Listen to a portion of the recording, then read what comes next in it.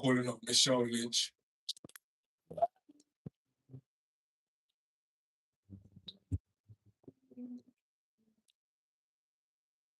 And everybody hear me without the mic?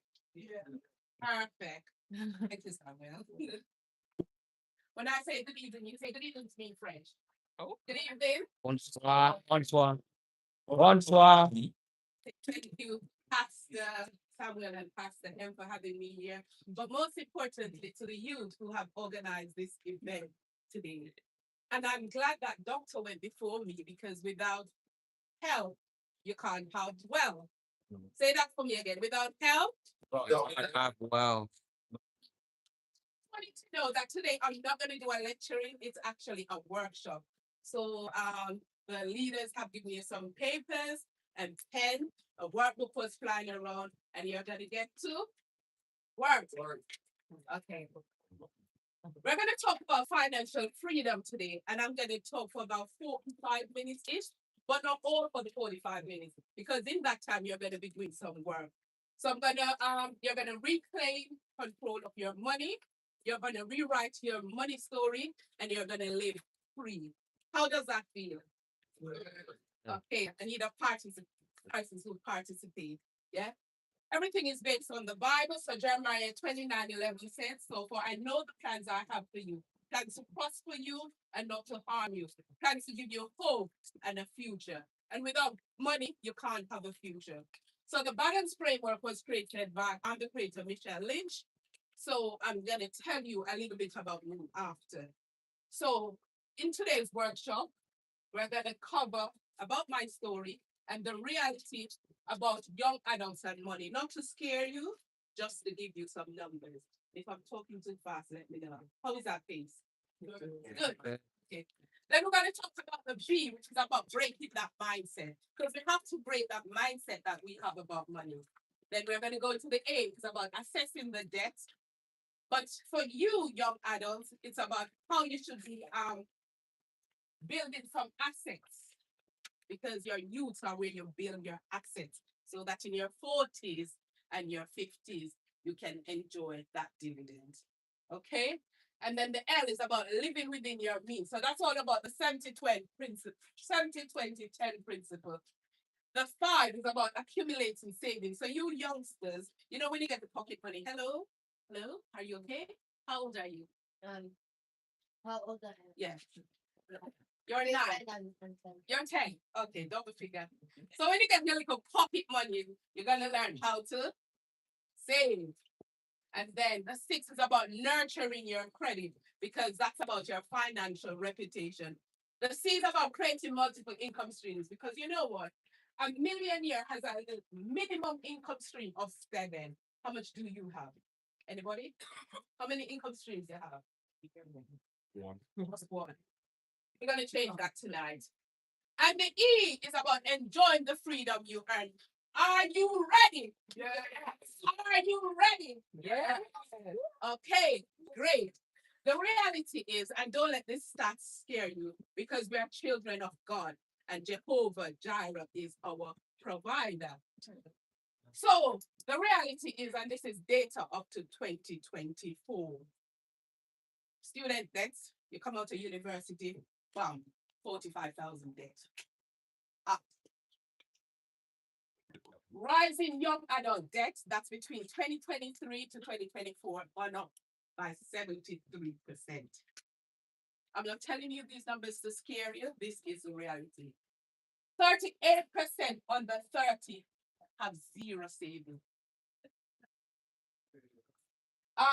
To buy your first home, the average is 290,000. 57% of young adults say they have anxiety, money, anxiety, and cost of living, as you know, gone through the roof. But Proverbs 22:7 say, you repeat it to me. What does it say? The rich and the borrower saves to the lender. Or will you be a borrower or will you be a lender? So, people who are doing it, first time buyers 10 years ago was average 38. Today, they're between 32 and 34. Today, we are changing that story. Deposit needed round about 20K. Today is about 50K. However, as much as you see these numbers, there are always certain deals that are going on. So it's about looking for those deals. And 35% who would rent longer. Now that's gone up to 55%. And those are the stats. But why I'm telling you the stats, I launched the balance framework, which is created by me, and I'll just quickly play the launch. Click. But it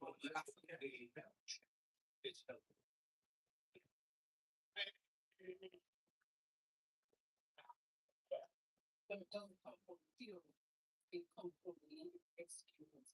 From thought, from feelings, and from purpose. Many people come together, many lives have been impacted and transformed in the name of Jesus Christ.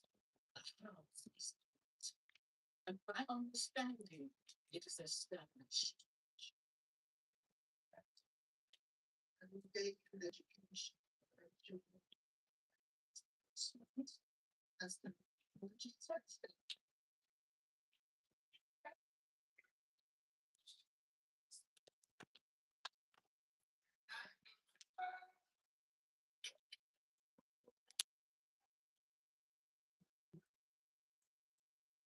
So the balance framework was created back from my story.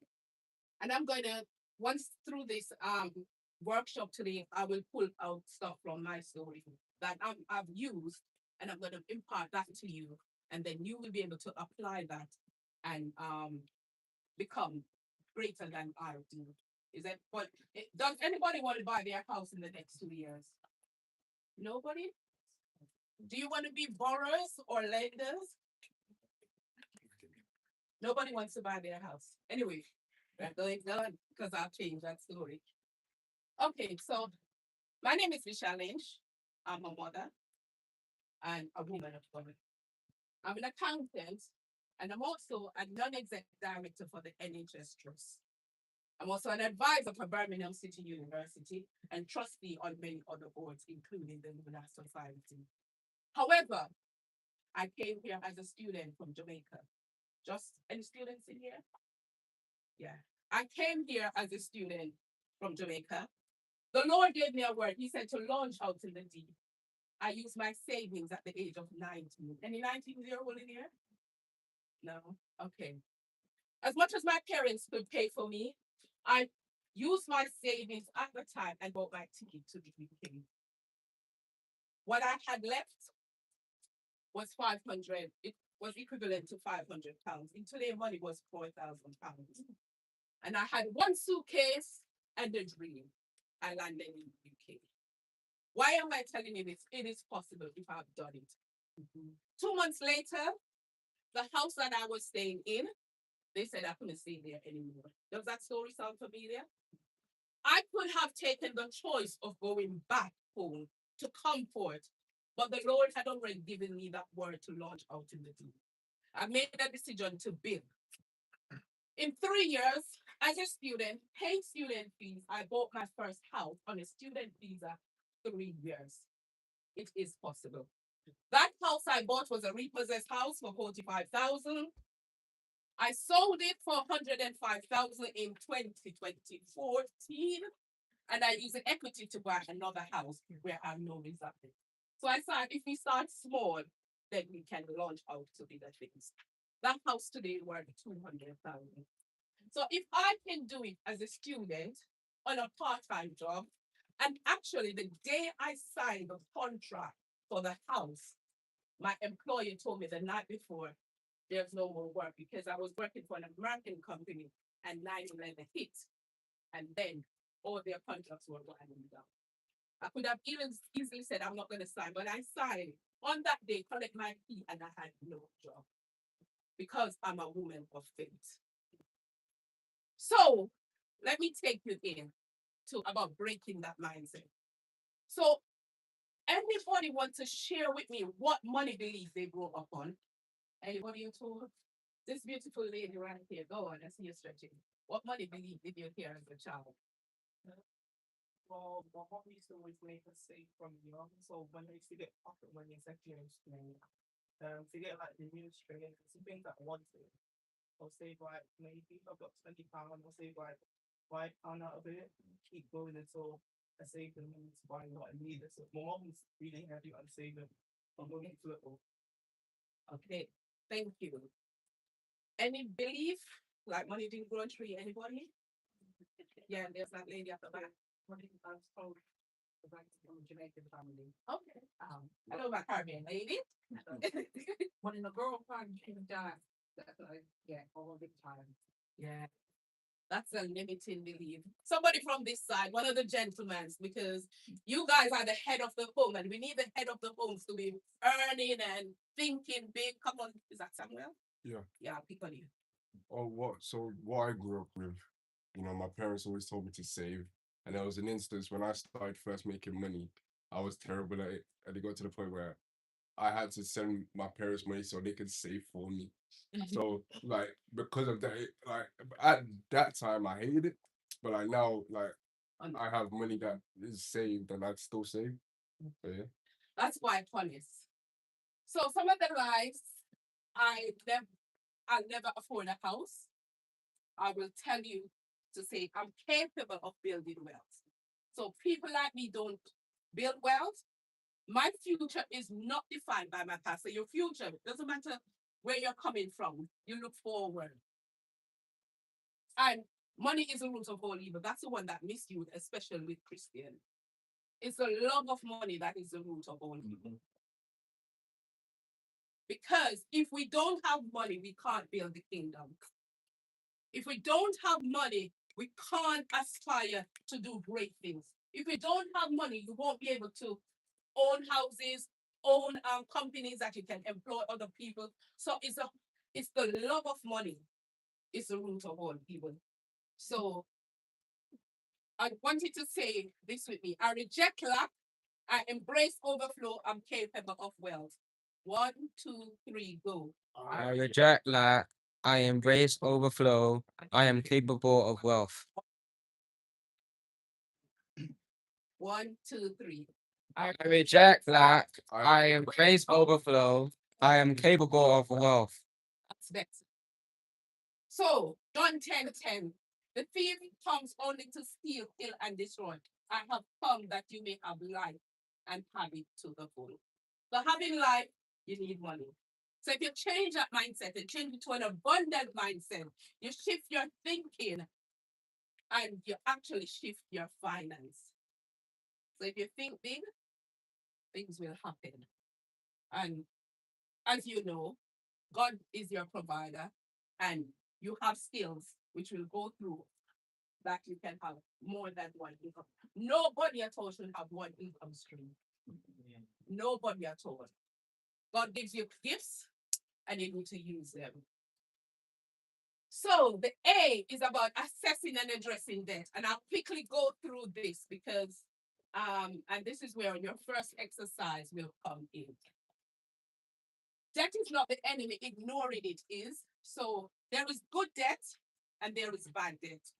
So for example, having a student loan, you're investing in your future, that is a good debt. Your mortgage, anything that you buy and it's appreciating in value, that's a good debt. So business loan, because you're creating income and anything for investment. What are bad debts? So, when you have those high interest cards, payday loan. I'll use this loosely because I'm going to be stepping on a lot of toes today. So if you take out a very big car on finance and you don't have a home, that is a bad debt. So when you take out a loan, you need to say, is that thing going to appreciate or is it going to depreciate? So is it going up in value or is it going down in value? And that's the way you ask yourself the question. So this is where I want to talk to the young people about, assets, because that's what your pay should be. However, on your piece of paper, if you have any debt at all, just write them down. Because if you don't see them, you can't address them. This is where the ministry is going to play something last one minute. So if you have any debt at all, just write them down. So you list them 1, 2, 3, 4.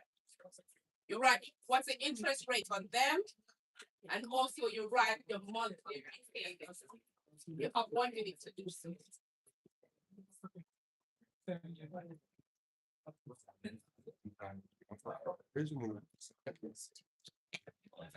if you don't have any debt, that's good. If you do have a debt and you're listing them down, what I also want you to do, there is special of clearing those debts. Hello? You finished writing down all your debts? So there's 2 methods of clearing down those debts. You have the snowball method and you have the avalanche method. So the snowball method, if you have a debt, is where you pay as much as possible on the lowest amount. So for example, if you have a debt, one's 5,000, one's 2,000, one's 3,000. And you're just paying the monthly repayment of £20 on the 1,000. I would say continue paying the minimum amount on all the other debts, but on the smallest ones, pay as much as possible so that debt is cleared off. Once that debt is cleared off, then you move to the next smallest one, then the next smallest one. And those are very quick wins. And people who like to see quick wins will like the snowballing method. If for the avalanche method now, pay off the debt that have the highest interest. And that's why when I say when you list your debts, you put the debt amounts, you put the interest and the monthly payment.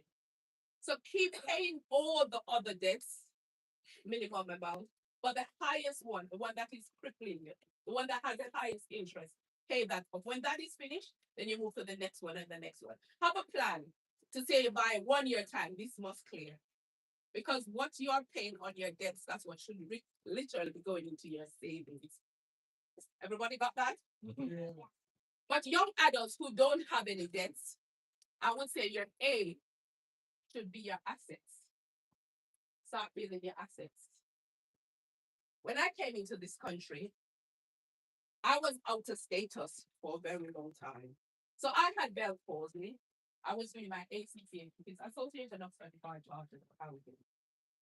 And one morning I got up and I looked in the mirror and my face was on the other side, like I had a stroke. I was like, oh. I had Bell's palsy. I went to the doctor and they told me what that's Bell's palsy. I was like, what is that?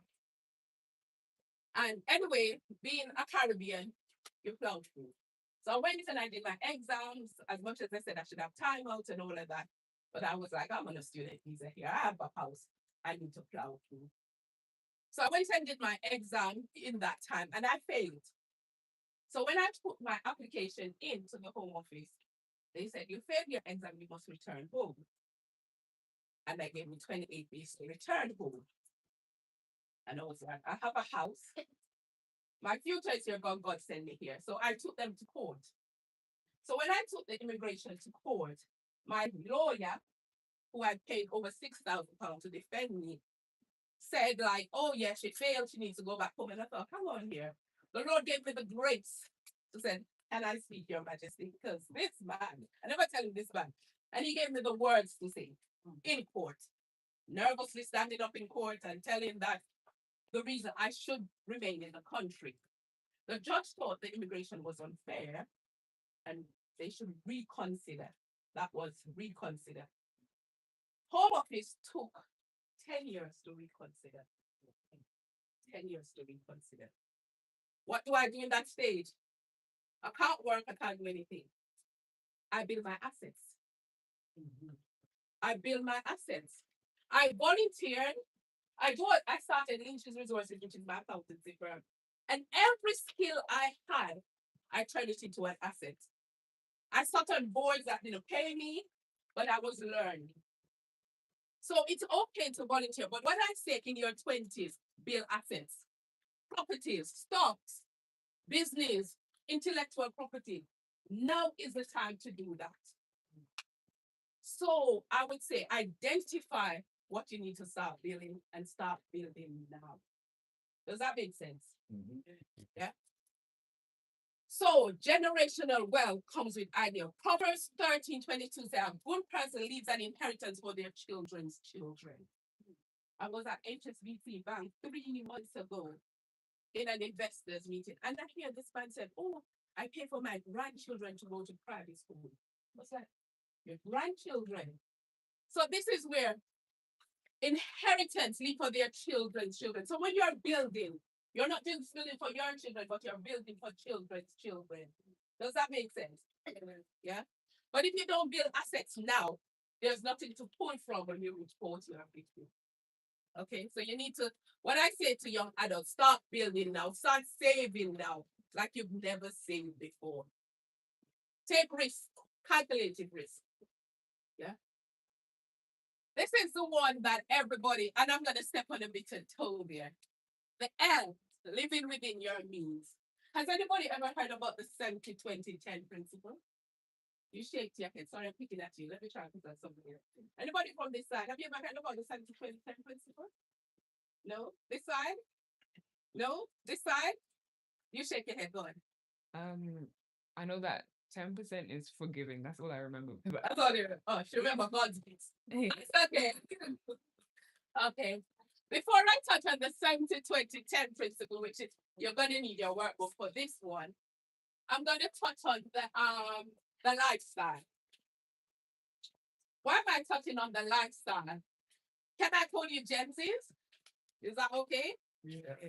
So the Gen Z generation, past and us, we are a little bit more mature and wiser. We don't call ourselves old.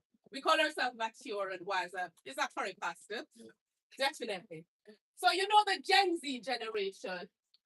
So you having your friend's birthday party 25 or 30 or probably 21, and you have matching outfits.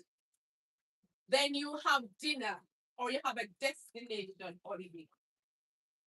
And then 5 of you are in that friendship circle, and all of you turn 21 in that year, or 25 or 30 in that year. So or probably 10 of you. So if 280 pounds per, oh, you okay?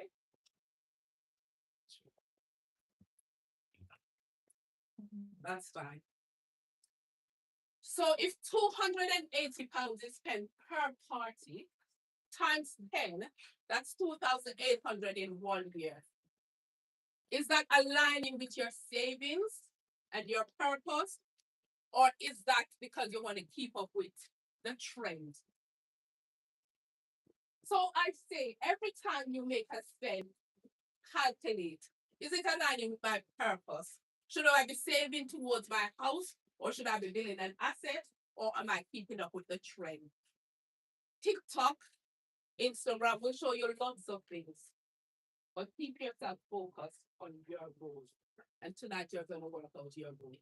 What you should be thinking about is the 70-10 principle.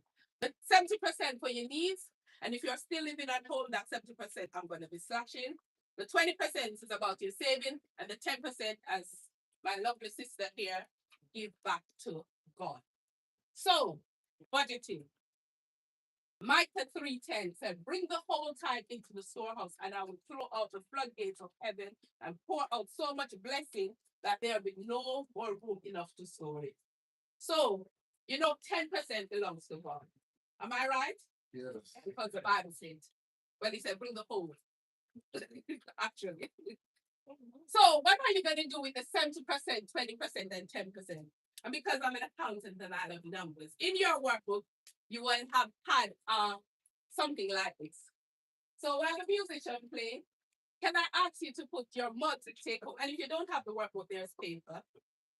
And for you, little, can you just put your pocket money on your arm? So what I want you to do is put your monthly take home. So that's the amount after tax. Then you're going to put your time, because that comes first. Then you're going to put your houses, so that's where you rent on the mortgage. Your food, your transport, and all of that. And I'm going to give you 5 minutes. Hello? Hello? I'm going to give you 5 minutes to work that all out. It's okay if the numbers don't balance, because after today, you'll be start applying this. Okay? If you don't have a job, I would say, like for you, just put your pocket money, and if there's something you want to save towards, put a percentage that you need to be chopping away for that. Does that make sense? Yeah? And for you, young man, how old are you? 12? Wow. 15. So next year, you're going to be getting your NI number. So you're gonna start. Need to know about that. Yeah, because you're gonna be starting your first job. Okay.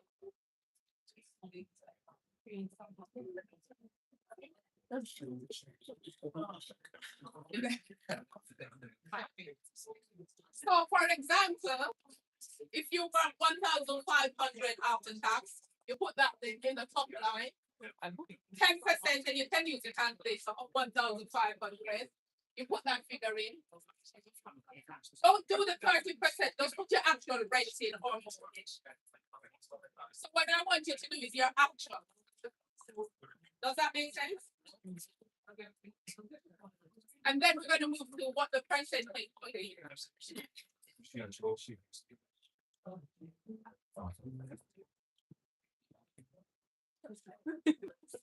Anybody struggling, just give me a wave of a hand and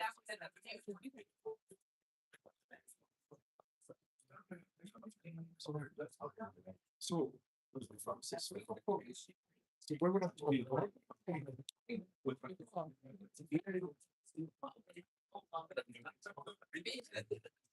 So how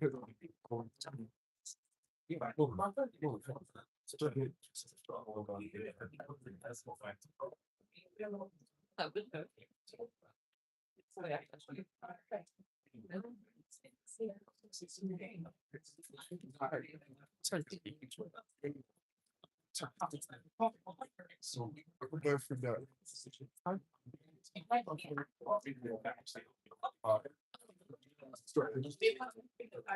Hello, so if you have and this is where Jency abbreviated to me, SL, what did you say? Student loan. If you have one of those, make a column for that as well. So if you have a student loan, make a column for that. Does that make sense? Yeah. And this is where the numbers don't lie. You're going to be shocked when you do this exercise.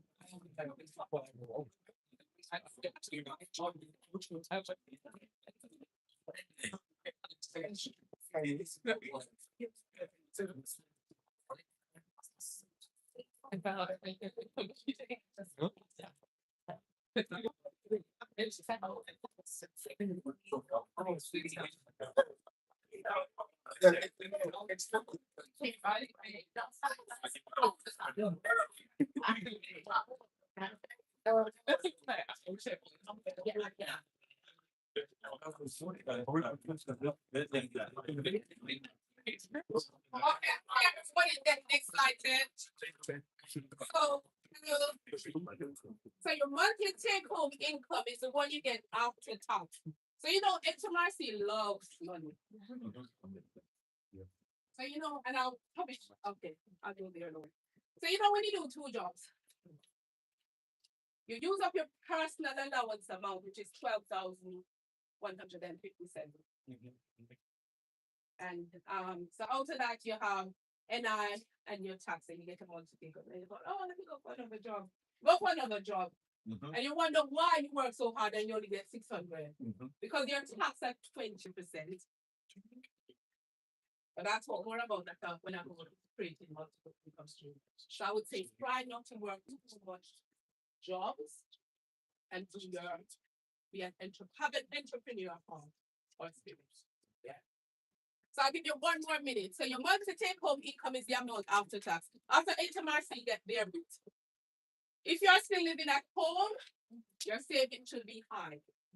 Did I hear that? Can I say that again? Yeah. If you're still living at home, your saving should be high. Yeah. As Samuel said, he had a bit of a problem. So if you know you can't save, give it to mom and dad. We'll put it in an ISA account for you, where the government will give you 20% on that. So if you save £4,000, the government will give you £1,000 more, and that can also be your deposit on your house. Yeah. And I would say, set up a standing order that goes straight into your savings. And if you're living at home because moms are moms and we do that, you probably don't even contribute to grocery. So your savings should be even higher. Transportation. If your transportation cost is coming up to more than 8%, you need to reconsider. So all of that exercise we won't be able to do today, but when you go home tonight, please do the percentage. And if the percentage are not working out, cut. So do I need to cut my entertainment and my social? Do I need to probably find a cheaper way of transportation? Stop taking so much Ubers. Stop parking. Stop doing too much Uber Eats. Yeah. Am I stepping on any toes? Generational Uber. Yeah. The health lies spoke before, doctors spoke before. So you shouldn't be doing that. And am I going to too much social? Because social should only be 5%. Yeah. Okay. We're going to move on to accumulated. Somebody's timing me. So accumulated. What is our goal again? Yeah. This way we go.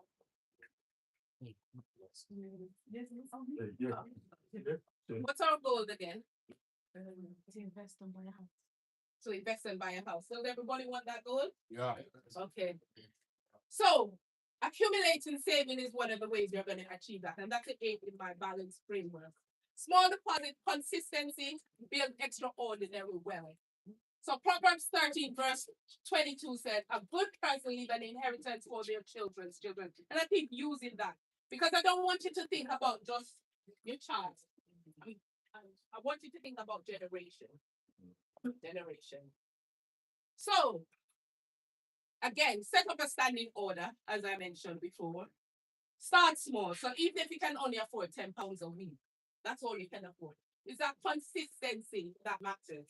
And if you notice when you go back through and you realize, you know what, I'm spending too much on Uber, I'm spending too much on entertainment, that amount can go over into your savings. Yeah. Always list it. Give it a name. So you know you ladies, I'm going to step on the ladies' toe today. You're praying, Lord, I want a husband. I want a husband. You should actually have a marriage pot. You should actually have a marriage pot. So, and then, if you're praying as well for wives, you should also have a marriage pot. Because in the name of Jesus, men are going to take their rightful place where they earn and be providers and kings in their home. In Jesus' name. So you should also have a marriage pot. And I would say you need to have several pots. Emergency fund pot. Why? If the boiler goes, £1,000. You know, when you did that, and at the end of the day, you didn't have any money left. If the boiler goes next month, what's going to happen? You're going to take out a loan. And what do? You're going into debt already. So you need to have an emergency fund. Technically, and we'll get there by God's grace, you should have 6 months worth of expenditure. So whatever your mortgage or rent is, your grocery and all of that, you should have 6 months as a buffer. So that if today you lose your job, you can survive for 6 months without. That's where we need to be heading towards. And you should have a deposit pot because that's where we're going. And we spoke about mortgage already. So if you realize that your savings, and I keep going back to the slides, is looking a little bit small, go through and fine tune what do I need to cut. Okay, the biggest expense is your rent. Do I actually need that whole 3-bedroom house, or could I share with someone because it's only for a short period of time? Yeah. Or can I go back home with mom and dad if it's possible? And I'm just doing that for 2 years. And out of that, I'm just saving. That's a lot of savings. So It is possible. It's about that mindset. Okay. So you say, how do the end is about nurturing your credit. So it's not about the big salary your as much as the mortgage advisor look at your salary, they look at your credit score because that's your financial reputation. So your credit score is your financial reputation. This will come useful to you probably 5, 6 years time when you reach 20-ish. So it's good that you're learning that. Actually, I'm hoping to go into schools. We're having a conversation with school in school you have something called PSHE and some other topics I was like, Lord. So I'm in contact with some of the schools where I will go in and will deliver it. Because if we can prevent young people going into debt from when they're younger, before they get their first student loan and stuff like that, when they come out of university, they come out in a better way. I have my nephew who I call him tight, and he knows. He's 21 on his second property. He finished school. He went down the apprenticeship route. He bought his first flat, 60,000. I thought, great. He said, oh, I'm renting it out. I'll stay in my box room. He rented it out, rental income coming in. Then 1 year later, he bought another one. I'm telling you, it's that mindset. His friends go party, drive big cars, and you name it. He have a Polo, the biggest car ever. But he knows where he's going. So I said, it's about your mindset. So back to your credits. So you know, if you've never done your credit check, you need to do it. So if you're between 300 to 570, that's 5.4, and you probably won't get a mortgage, and if you do, you get it at a higher interest rate. Fair up to 669, good 739. I would say you want to head from 700 upwards to get a favorable mortgage. How do you build that? You check first. I would say check your credit score so you know. Has anybody ever checked the credit score? Yeah. So good habit to do because sometimes there is wrong information on there and it's better to correct it. Yeah. Register on the electoral roll if you haven't done so. Open a credit card if you don't have one yet. Why I say that?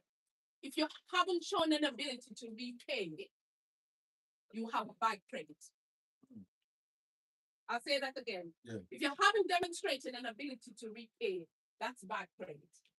Because they can't give you a mortgage because they don't know what have you done.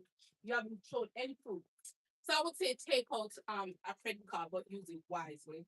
And while I'm on that credit card, if you have a credit card and you're paying interest on them, tonight when you go home, look for a balance transfer. And you get 18 months interest free. Consolidate all your credit cards that you have that have interest. Put it onto the balance transfer card that has 0. And within 8, just divide the amount by 18, 17 or 16 months, I would say, and just clear it off. If you don't, 16 months, do the same until that balance is clear. I didn't say transfer it and start spending. I said transfer and start clearing it down. And that way, you're not paying any interest on them. Pay in full every month, never miss, because if you miss payment, that's bad. Don't apply for multiple cards in one time. That reduces your credit rating. So don't put too much application in at once. And if you have a credit card, keep the utilization to 30% and below. Okay, does that make sense? Yeah. Is this helpful, anybody? Yeah. Very helpful or very helpful? Built with intention, your mortgage lender will thank you. Lenders will thank you. Because if you could get a mortgage at 3%, it's not too bad. But if your credit is not good and you get a mortgage at 6%, that hurts. That hurts. Okay? Let me just have a sip here.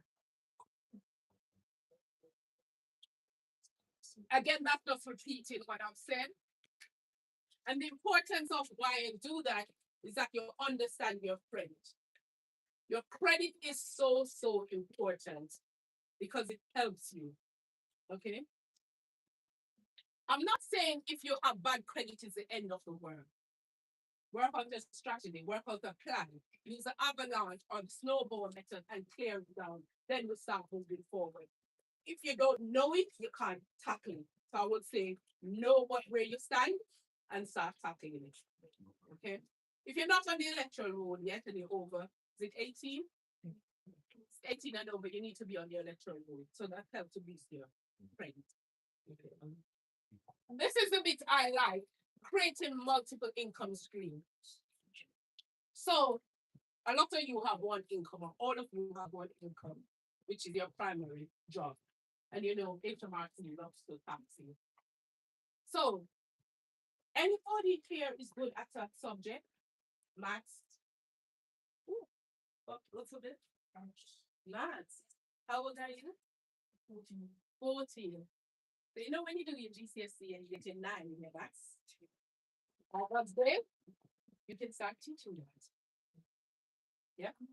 And then if you start to do A-level maths, and then you're going off to uni, when you're at uni, you can start teaching maths. Yeah. You had your hand up on. History, how old are you? 14. You're 14. Same applies for you. Yeah, go on. Max, how old are you? 4. I'm loving these 15 and 16-year-olds. You know. So all of you, and you have your hand up, go on. You good at English and science. So you know when people like to their dissertation to be read, although ChatGPT is well AI. You can definitely use your skill. What about those who are in university? Any university students here? Go on. What are you with that? I don't like something on there. Game design. Game design. Yeah. So maybe does that come under computer studies? Pardon? Does that come under computer studies? Yeah. So maybe those who are doing their GCSE computer studies, that's you could teach. What I'm trying to say is ways you can pull in income. It doesn't have to be the traditional ways. It can be other ways. You can freelance, consultation, property. I know another young lady, Nigerian actually, she's 25. Is it 25 or 26? Oh, by the way, this is my daughter Abby, but that's right. Give her a applause.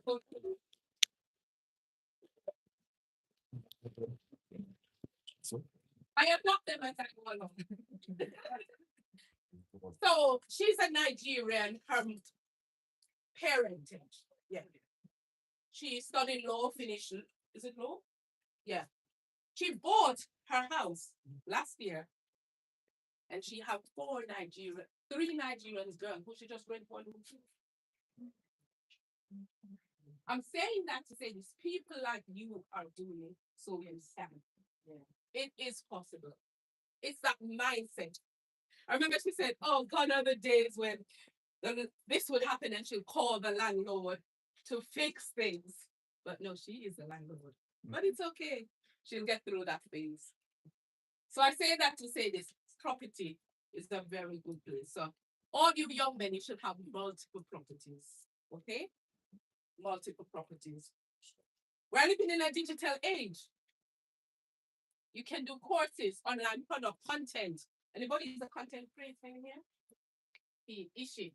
Why you Ishi? Go on, talk to me. I'm not consistent. You're not until what? I'm consistent. Consistent. I'm glad you used that word, consistent. Nobody's perfect, but by being consistent, they can be. And I'll give you another story. I used to work for it's called Two Sisters School Groups. So I was their management accountant then. God, I'm showing some age now. Ranjit Singh. I never think somebody was so arrogant. So when I used to do him and I'm telling him how much he saved, he said, if I'm not talking millions, I should come to the office. It's like, that man started in Wolverhampton, just selling chicken in the market. He went bankrupt 7 times. 7 times he went bankrupt. In 2012, I think, he was 36, the richest man in the UK. he has 7, no, 9 actually, outlets where they supply chicken to all the Tesco, all the Marks and Spencer. Why am I saying that? He was consistent. He went back from not 1, not twice, not 3, 7 times. But because of his consistency, he overcome. Yeah. I say that to say this. Whatever you're doing, just try to be consistent. Obviously, if you try, you realize that okay, you know, there's a time when you have to call it a day. Yeah. But investments. ISA is a very good one. I mentioned it before. The government top it up. And that's free money. Not a lot of places you get free money. So if you don't have an ISA account yet, take out one now. And when you reach 18, 19, put it, I think it's a cash ISA where they top it up even more towards your house. So there's lots of homework that you have to do. And whoever is in the creative space, again, that's another thing coming. So today I want you to write down 3 things that you're good at. Just write it down. 3 things you're good at. You did like I think you're at something. Right?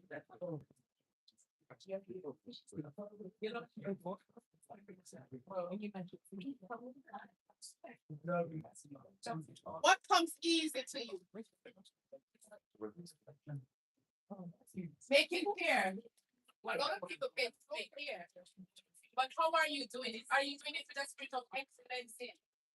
Are you packaging yourself well?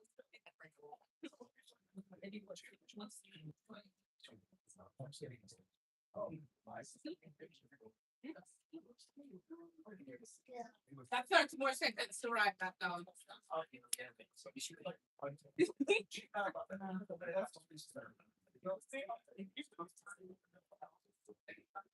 Okay, time's up.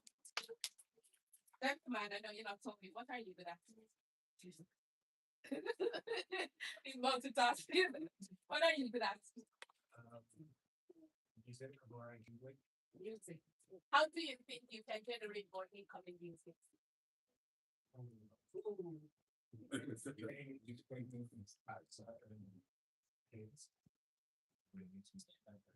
So do you package yourself like how hard to say that I am a pianist, I'm a pianist, and I'm available for weddings? You don't. What's the limiting factor that's allowing you not to do that?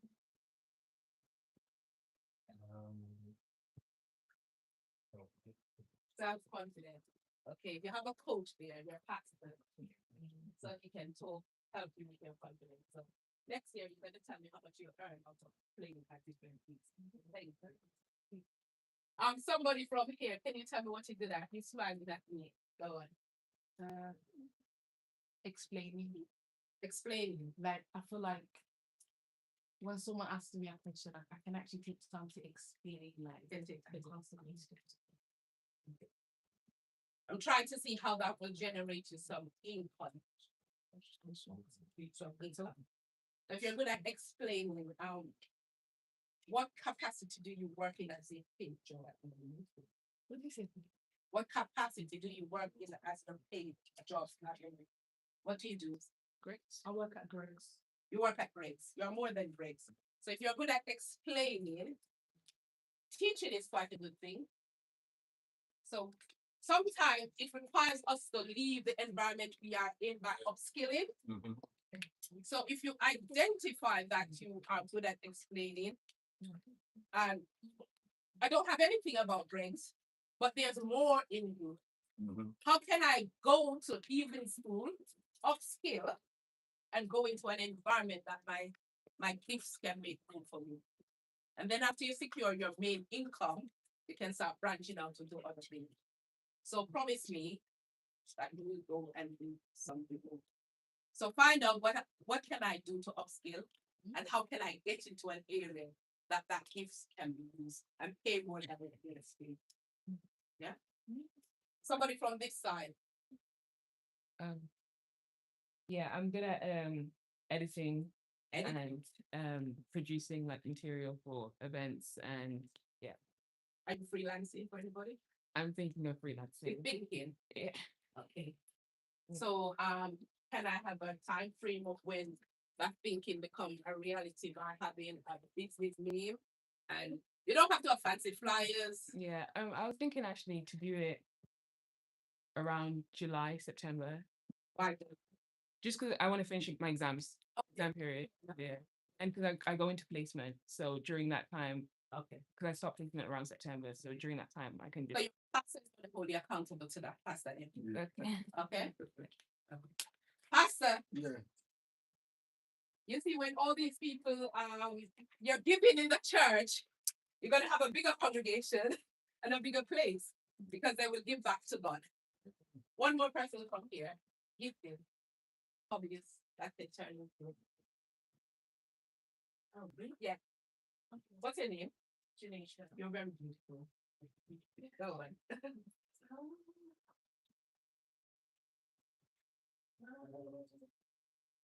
Concentrating, like concentrating. Okay. Never underestimate yourself, you know. There's a lot inside of you, and you need to pull that out. You're actually limiting yourself by not believing in yourself. So from today, you need to believe that you can do what you say you can do, and you will do it with a spirit of excellence, and that will create wealth for you. Because when we go, why I keep emphasizing that? Because when we go through this life, the reality is when you do the percentage, it's not going to add up. And the reality is sometimes, a lot of time, more is going out than is actually coming in. And the only way to change that is to increase your income. And you can't go to your boss and say, oh, I need a pay rise. And he said, why?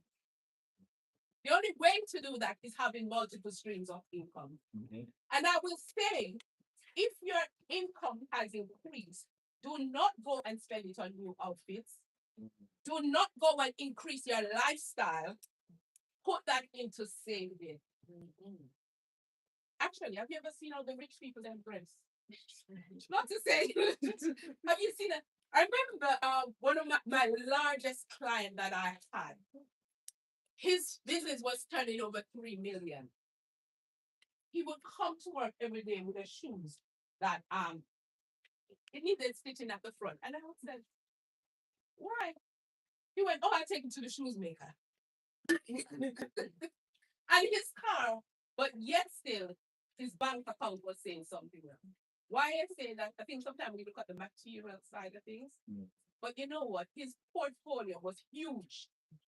Very huge. I'm not saying to don't dress like you're not somebody's child. What I'm saying is just do the basic, but invest. Yeah. And also treat mom and dad. Also treat mom and dad. Did you hear that? Yeah. One cruise a year is good enough for us. We need to de-stress anymore. Yes. What I want you to think about is your gift. Identify your gift and think about business. Don't think about, okay, yes, I'm going to do my gift and I'm going to work another job. No. Think about business. How can I generate that into a business? How can I structure myself? So once you start a business, I'm not going to go into an accounting lecturing now, but once you start a business, there's legal stuff you need to do. And business and friendship do not mix. Business and friendship do not mix. So if you are doing business, make sure you have your contract in place, even if it's yours. Make sure you have your documents in place, your license, your insurances, you're registered with HMRC. If you're self-employed, you have your UTR number, that's a unique tax reference number, and you complete your self-assessment every year. If those who are in CIS, that's Construction Industry Scheme, make sure you're registered. And when you start your business, I started from my small bedroom. So I had a daughter. My other half passed away. I became a single mom. He was diagnosed with brain cancer, and within 52 days, he was gone. Healthy at the age of 37. Life had to go on. I had a child. Life had to go on. Tomorrow she's 70, bless her. Life had to go on. I was out of status. Life had to go on. As much as we prayed, we had to be practical. But what kept me going? My skills, my investments. That's what kept me going. Yes, it was tough. For 1 year, I was in denial, like, oh, he's gonna wake up. But no, the reality is, he is dead. He is gone. What am I gonna do? Bury myself? And I had a child? I say that to say this: God give grace, but He doesn't give you a gift to sit on them. A lot of people call me the iron lady. So when I'm in a friendship circle, I'm good as gold. When it comes to business, I don't believe. Mm. And we have to get into that mind frame. Business is business. If you're doing my content creating, I'm expecting a certain standard. So when you package yourself with a certain standard. Don't let people price you down. Know your worth. What do you worth? You might be doing baking. Why sell it for £2, £3? Yes. I don't think a lot of people take into consideration all the raw materials that go in. Yeah. And everything else that goes into that, your time, your experience, your expertise, and all of that. So you price yourself and don't be afraid to walk away from certain contracts. When I just started, I used to do every and any money I found. Then I thought to myself, how can I'm still in rent. Why? And I realized my pricing. And one day I said to one of the clients, I said, I'm putting my price up. And he said, well, the moment you put your price up, don't do it for me. And I walked away. I literally walked away. And I went home and I cried. But I knew I had to walk away. And I went and I opened an office. So I left my bedroom and I got into an office. And I thought, Lord, you're going to bring the clients. And then 1 year later, he called me. He told me HMRC is knocking at his door. Can I come and sort them out? I said, I can, but I said, my staff.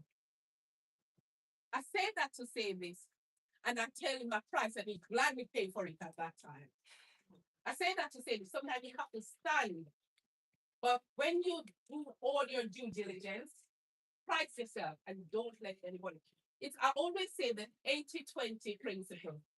So it's where 80% of your clients 80-20 principle is where 80% of your income come from 20% of your clients. And the other 80% of clients that even 20% of the income cause you the most headache. So pitch yourself that you're getting the high-end clients and price yourself like that. Does that make sense? Mm. And this is where it all boils down to. The E, enjoying the freedom you have worked for. So remember, we're on a 24-month plan. And this is achievable. It's not about money, it's about the freedom and the peace that it's going to give you. So on 1 to 6, you're going to discipline yourself. You're going to budget. So you're going to build your budget. You're going to cut back on your bad debt. So anybody who has loans, credit cards, debts, use the avalanche, use the snowball, and then you start kicking into saving mode. Yeah? You're going to open your house account. Yeah, carry on. Oh, fine. Okay, thank you. You're going to open your savings house account, and you're going to open your marriage account and all the other accounts there because everything is going that side. And don't forget, enjoy it. Because when children come, I tell you, there's no money. There's no money. So enjoy. And if you have a household too, when they come and you don't want to go back to work, that's an option because you have something that is bringing a revenue and not just a husband income you're relying on. Okay? Not to say men, you're not to work. Of course. Month 7 to 12, it's all about that saving and you're tracking. Month 13 to 18, you research the market and see what's out there because sometimes they have different schemes where the government is doing like 0% deposit on housing or whatever it is, buy to let, whatever it is, you reserve the scheme and do it. And by month 19 onward to 24, you purchase. And it is durable. And this is the balance framework. And that was born through me. So all we did today, we break that money mindset. We assess the debt, and for you, you're going to be building your assets. You're going to live by the 70-20-10 budget rule. You're going to start accumulating your saving. You're going to watch and nurture your credit. You have to create multiple income stream.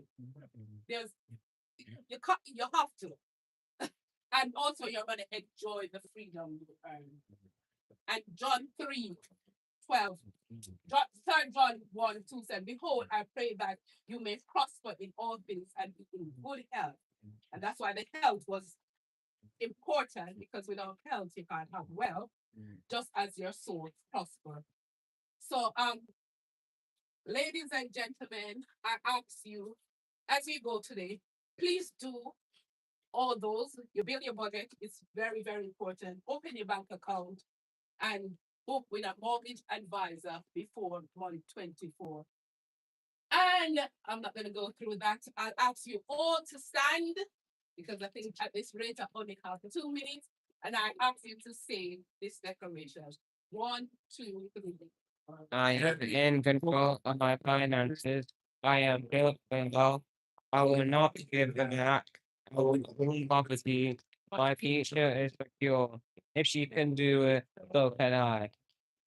Bless these people that as they put their plans to you, you will bless them, Lord, as they decide to make a new impact by creating wealth in whatever way. I pray that you will bless everything that they do, and may they enter into a period of abundance in Jesus' name. God bless you.